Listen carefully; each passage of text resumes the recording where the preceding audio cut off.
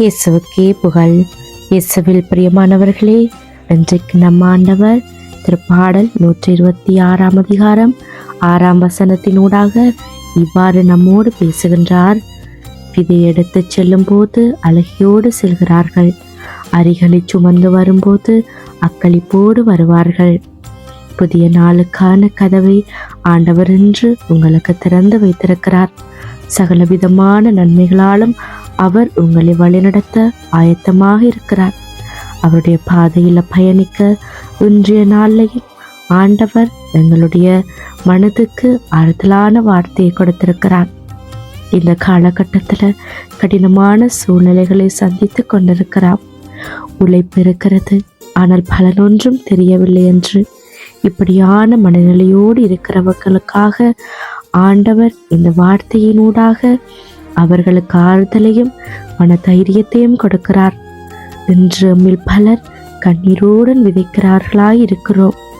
பெற்றோர் பிள்ளைகளுக்காக உழைக்கிறார்கள், இளைஞர்கள் நேர்மையாக வாழ முயற்சிக்கிறார்கள், தொழில் செய்வோர் விடாமுயற்சியோடு பணி செய்கின்றார்கள், வேறு வார்த்தை அறிவிப்போர் சோறாமல் செயற்படுகின்றனர். இப்படி இருக்க நீங்க நினைக்கலாம், உழைப்புக்கு அர்த்தம் இருக்கா என்று.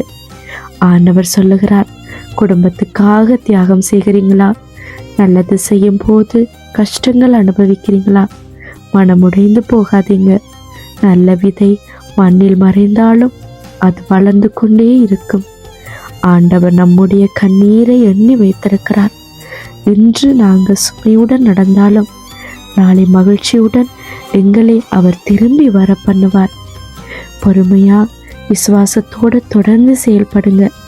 எந்த காரியம் உங்களை இன்றைக்கு நிம்மதியாக உறங்க விடாம, வேலை செய்ய விடாம, மகிழ்ச்சியை மறைத்து கண்ணீர் வடிக்க செய்து கொண்டிருக்கிறதோ, ஆண்டவர் சொல்லுகிறார், இன்று உன்னுடைய அழுகையை, பிரச்சனையை, சூழ்நிலையை நான் மாற்றுவேன் என்று வாக்கு கொடுக்கிறார்.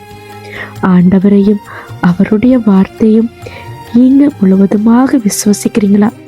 உங்களுடைய இரு கைகளையும் உயர்த்தி ஆண்டவருக்கு நன்றி சொல்லுங்க. ஆண்டவரை போற்றி ஸ்துதிங்க.